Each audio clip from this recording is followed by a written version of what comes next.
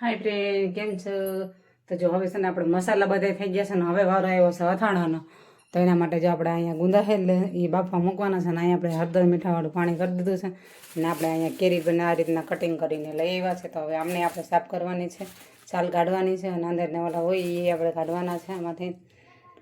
અને આપણે જો અત્યારે છે ને ગુંદા બાફવા મૂકી દીધા તો આપણે અહીંયા ગુંદા બાફવા મૂકી દઈએ. આમાં હળદર ને મીઠું નાખીને આપણે પાણી ગરમ કરી લીધું છે ને હવે આપણે એમાં ગુંદા બાફવા મૂકી દેવાના. આપણે એને હાવ બાફવાના નથી, હાવ કાચા નથી રાખવાના, એવા અધકચરા ગુંદા બાફવાના છે. તમે બાફીને કરી શકો ને કાચા ગુંદાનું કરી શકો. મેં આજે વખતે બાફીને ગુંદાનું કરવું છે. ગયા વખતે તો મેં કાચા ગુંદાનું કર્યું હતું, પણ કાચા ગુંદામાં એવું છે કે એના હરિયાળી ભેગા નીકળવામાં બહુ મુશ્કેલ પડે છે. તો આ રીતના બાફી નાખીએ ને તો એના થળિયા છે ને આસાનીથી નીકળી જાય. એટલા માટે અત્યારે હું ગુંદા બાફી રહી છું અને હજી કેરી રારી ચોખ્ખી કરીને આમાં હળદર મીઠામાં નાખવાની છે.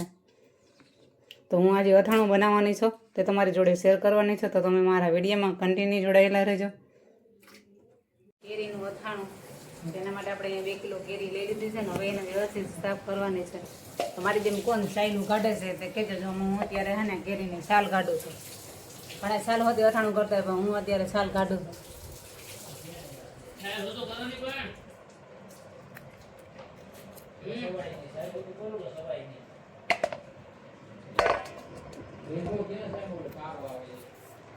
કારો નહીં બીલું હાંડી બેલું તો આપણે વાયરામાં જાવ તો મારો દોરા કલર છે, કારા કલરનો. ચાલો તો અત્યારે જો આપણે બનાવી રહ્યા છીએ અથાણું. અથાણા માટે આપણે તૈયાર નથી. ચાલો જ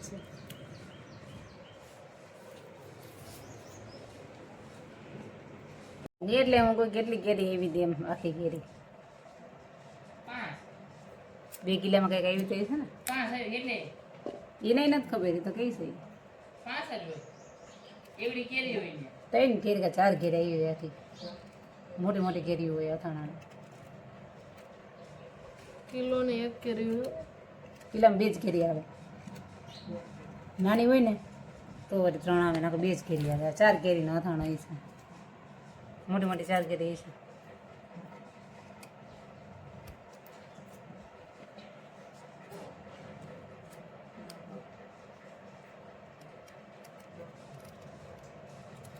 તમે બનાવો, હું બનાવો તમે તો તૈયાર લઈએ.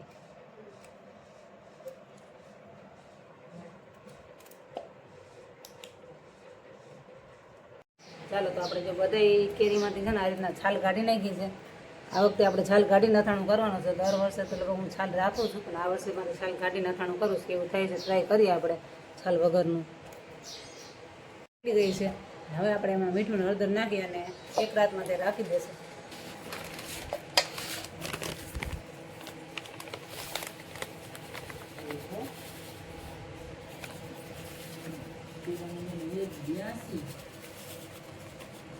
એટલે આપણે આ 1 ટાંકો મીઠું આમાં નાખી દેશે.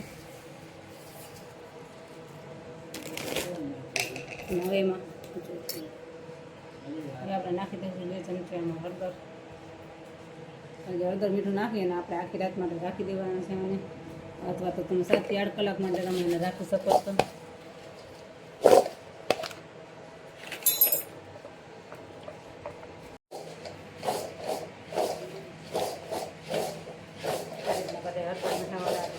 રાખી દેવાના.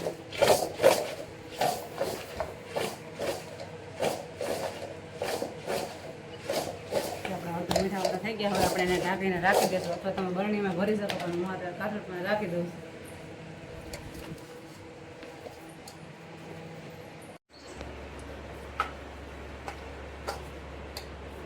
ચાલો તો આપણે જે ગુંદા બફાઈ ગયા છે હવે આપણે ગુંદામાંથી આ રીતના છે ને આસાનીથી ખાટી નીકળી જાય.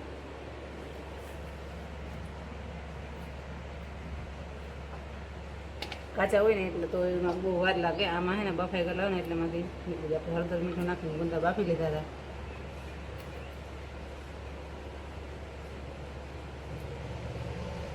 તો આ રીતના બાયફાસ આપણે બહુ કાચાઈ નથી અને હા બફાઈ ગયેલા નથી. એ રીતના ગુંદા બાયફા આવે.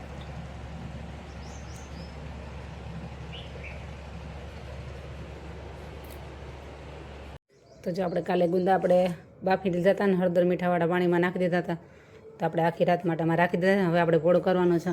અને અહીંયા આપણે કેળી પણ આપણે હળદર મીઠાવાળામાં નાખી દીધી હતી, હળદર ને મીઠું નાખીને એ પણ અત્યારે આપણે જે પોળી કરવા મૂકી દીધી, સુકવવા મૂકી દીધી છે. તો હવે આપણે ગુંદાનો વારો છે, તો આપણે ગુંદા અહીંયા પોળા કરી લઈશું. તમે જોઈ શકો છો આપણે એક એક કરીને બધા ગુંદા અહીંયા પોળા કરવાના છે. એટલે સરસ એમાં પાણીનો ભાગ ના રહે ને એ રીતના આપણે પોળા કરી દેવાના છે.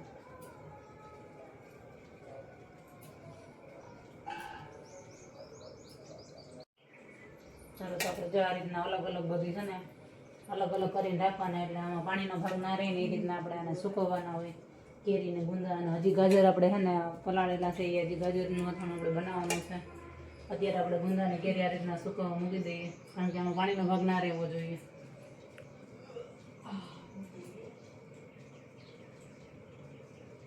એટલે આપણું આખા વર્ષમાં અથાણું બગડે નહીં. અને આ બધું અલગ અલગ કરવું પડે એમાં, હે ને સૂકવવા માટે. જે ગુંદાને ફાડામાં પાણી ના ભરાઈ જાય, બધું આ રીતના સૂકવવાના એને. એટલે આપણે આમાં સૂકવશું, પછી ઊંધા કરી નાખશું.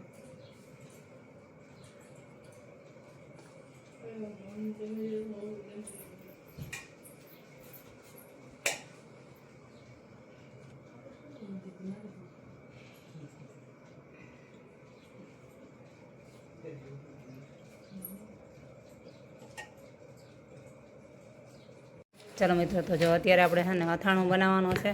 તો અથાણાના બોરા માટે આપણે તૈયારી કરી રહ્યા છીએ. ને વાં આપણું જો અથાણું સરસ મજાનું છે ને સુકાઈ રહ્યું છે. હવે સુકાઈ ગયું છે તો આપણે એમાં બનાવવાનું છે. ને અહીંયા જો ગોળે ખમણ થાય છે અને આપણે અથાણાનો મસાલો તૈયાર કરવાનો છે. તો આપણે અહીંયા છે ને આચાર લઈ લીધું છે. આ બધું મેથીના કુરિયા, ધાણાના કુરિયા છે, વરિયાળી છે, આ તીખા લવિંગ છે, અને આ એટલા પાછા એક્સ્ટ્રા આપણે રાયના કુરિયા લીધા છે. અને આપણે તૈયાર પેકેટ એક મસાલાનું લીધું છે, એ પણ આપણે એમાં ઉમેરવાનું છે. તો તમે મારા વિડીયોમાં કન્ટિન્યુ જોડાયેલા રહેજો. આજે હું આચાર બનાવું છું, કેમ આચાર એટલે કે અથાણું બનાવું છું, અથાણાનો મસાલો બનાવું છું. અને અથાણું કઈ રીતના બનાવું છું તે તમારી જોડે શેર કરું છું. તો તમને આ વિડીયો ગમે તો વિડીયોને લાઇક, શેર, સબસ્ક્રાઈબ કરવાનું ભૂલતા નહીં. ફોન કરવા મોબાઈલ લીધો તો કોને?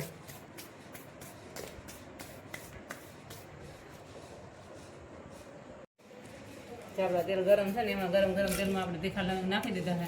હવે એ તેલનો વઘાર આપણે આમાં કરવો છે. તો આમાં આપણે અહીંયા રાઈના કુરિયા લીધા, ધાણાના કુરિયા લીધા, મેથીના કુરિયા લીધા, ને અહીંયા નમક લીધું છે. એ બધું નાખી લીધું છે. ને વરિયાળી આપણે છેલ્લે નાખીશું. હવે આપણે થોડીક એમાં હિંગ નાખવાની છે.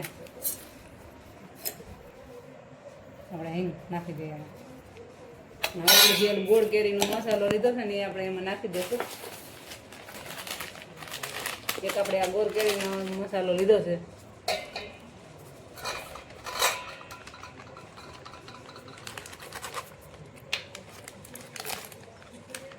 આ પેકેટ આપણે વેસણામાં નાખી દીધું.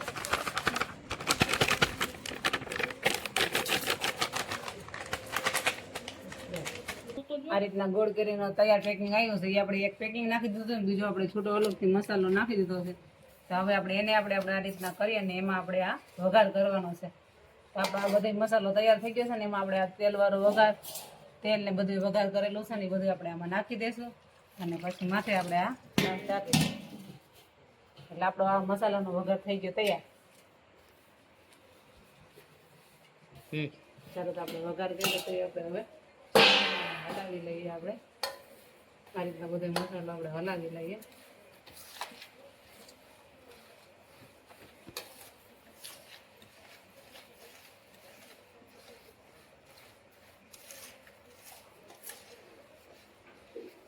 જે આપણે એમાં ચટણી ને હળદર ને એવું બધું નાખવાનું છે. આ તો ખાલી આપણે ગોળ કેરીનો મસાલાનો જ વઘાર કર્યો છે.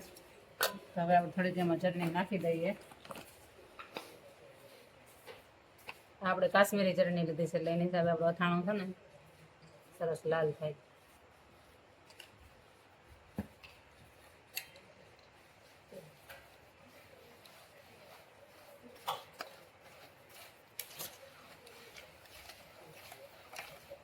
આપણે મસાલો ઠંડો પડે ને પછી આપણે એમાં ગોળ ઉમેરવાનો છે.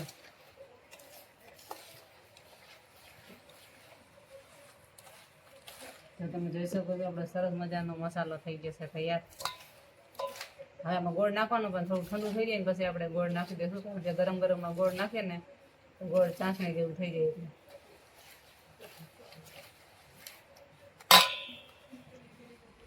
એટલે કેવું છે ઝાંખી લો પછી નાખો.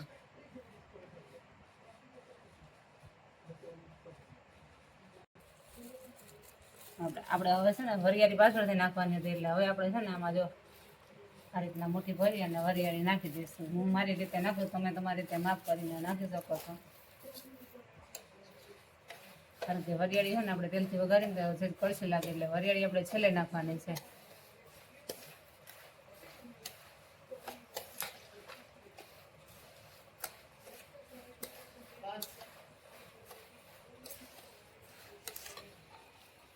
હવે આપણે બહુ ઠંડુ ગરમ નથી, ઠંડુ જ છે. એટલે હવે આપણે આમાં ગોળ છે ને આપણે 1 કિલો ગોળ, કારણ કે આપણે ગળ્યું અથાણું કરવું છે, એટલે આપણે 1 કિલો ગોળ લઈ લીધો છે. આમાં એ આપણે એમાં ઉમેરી દઈશું. એ સ્પેશિયલ અથાણાનો જ ગોળ આવે એ લીધો છે આપણે.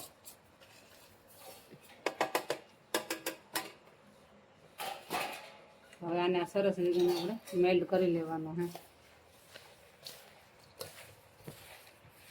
ઘણા લોકો હાથથી મસળતા હોય, પણ આમાં ખરેખર હાથ ન દેવાય. હાથથી અથાણું હોય ને એથરે, એટલે આ ચમચીથી જ આપણે હલાવીએ છીએ. તો અત્યારે તમને એવું લાગશે કે મસાલો હાવ કોરો થઈ ગયો છે, પછી જેમ ગોળ ઓગળશે એમ આપણો મસાલો સરસ મજાનો થઈ જશે. પછી આ ગોળની ગાંગડી બધી ઓગળી જશે.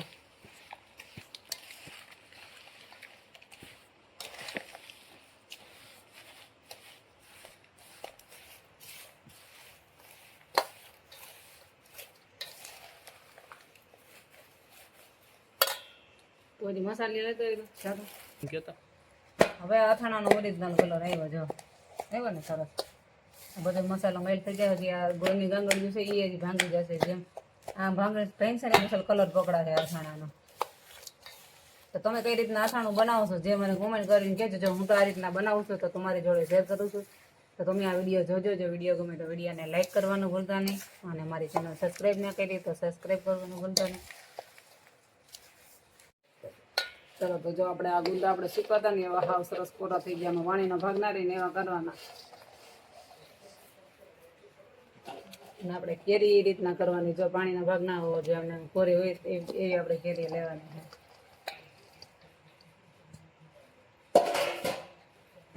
હજી આપણે નાખવાના છે આ ગાજર, પણ હજી ગાજર આપણે લીલા લાગે છે એટલે આપણે હજી થોડીક વાર સુકાવવાના છે, પછી આપણે આમાં ઉમેરી દઈશું.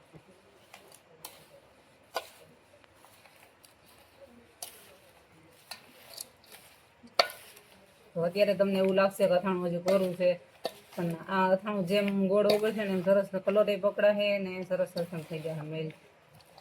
અત્યારે અથાણું કોરું છે એવું લાગે આપણને ભેળવતા હોય ને ત્યારે.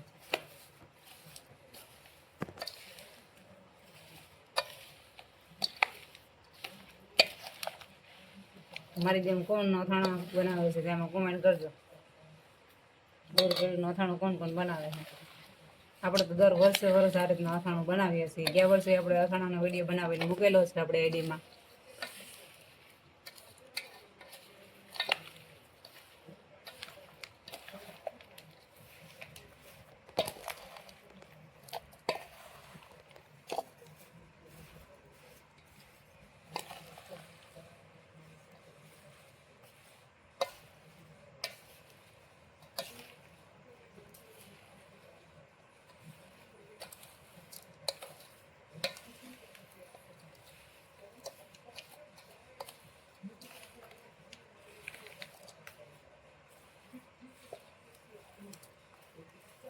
સરસ થઈ ગયો અથાણું તૈયાર.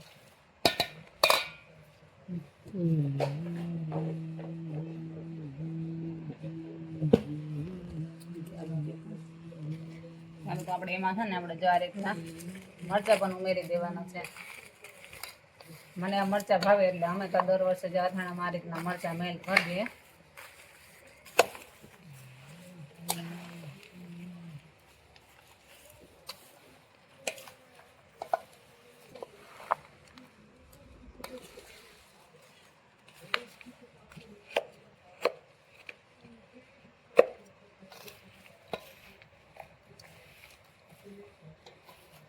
હવે આની ઉપર આપણે ત્રાસ સરસ રીતે ઢાંકી અને મૂકી દેવાનો છે.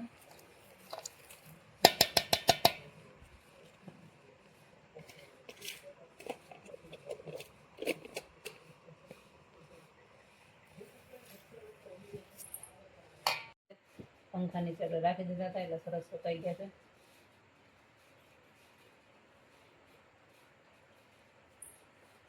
તો આપણે આને બધું મેલ્ટ કરી દઈએ એટલે આપણે સરસ મજાનું અથાણું બનીને તૈયાર થઈ જાય.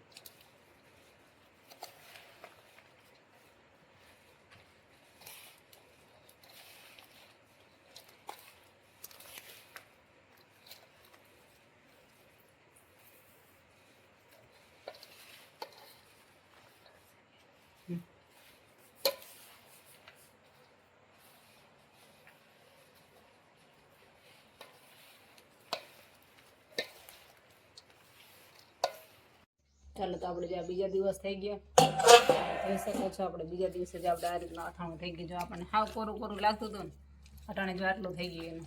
હજી જેમ ગોળ ઓગળશે ને એમાં આનું સરસ અથાણું મસ્ત થઈ જાય. કેટલો એમાં તેલવાળો રસો થઈ જશે. આપણે આજે મૂકી દીધું ત્યારે આમાં હાવ કોરું મરો હતું તેવું લાગતું હતું. તમારે તેલને મસાલો નાખવાની જરૂર છે. તમે અત્યારે તમે જોઈ શકો છો જે આપણું સરસ મજાનું થઈ ગયું. હજી આપણે આવી રીતના સવારે સાંજે આ રીતે 2 દિવસ હલાવશું પછી આપણે એને બરણીમાં ભરી દઈશું. તો અમે આ રીતના અથાણું બનાવીશું. તમે કઈ રીતના અથાણું બનાવો છો તે મને કોમેન્ટ કરીને કહેજો.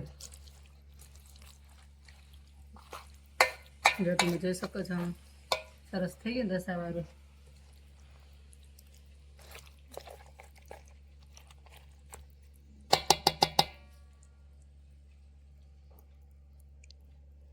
જોતા જ મોઢામાં પાણી આવી જાય તેવું અથાણું બનીને તૈયાર થઈ જશે. તમને એમ થશે કે લાવો જલ્દી હું ખાઈ લઉં. હજી જેમ ગોળ ઓગળશે ને એમાં આનો રસો થશે. ચાલો મિત્રો, તો આપણે જો આ 2 દિવસ આ રીતના અથાણું હલાવી રહ્યું ને તો આ રીતના થઈ ગયું મસ્ત મજાનું એક રસ થઈ ગયું છે. તો હવે આપણે એને આ બરણીમાં ભરી લેશું. જેટલું હમાય એટલું બીજી બરણીમાં ભરશું. અત્યારે જો આપણે આમાં ભરી દઈએ. તો આવી રીતના અથાણું બનાવીશું. તમે કઈ રીતના અથાણા બનાવો છો તે કોમેન્ટ કરીને કહેજો. અને અમને તો ગોળું અથાણું ભાવે એટલે અમે જો આ રીતના અથાણું ગોળું બનાવીએ ગોળવાળું. ઘણા લોકો એમાં ખાંડી પણ નાખતા હોય પણ અમે ખાંડ નથી નાખતા.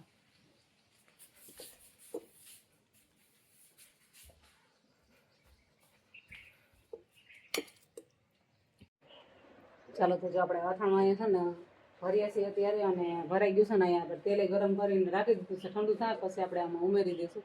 અને આટલું અથાણું આપણે બનાવી દીધું 3 દિવસ માટે. મેં બહારને આ રીતના 3 દિવસ હલાવ્યું એટલે સરસ મજાનું જો મેલ્ટ થઈ ગયું છે. તમે જોઈ શકો છો. તમને દેખતા જ મોઢામાં પાણી આવી જશે. તો આપણે આ રીતના બરણીમાં ભરી લીધું છે.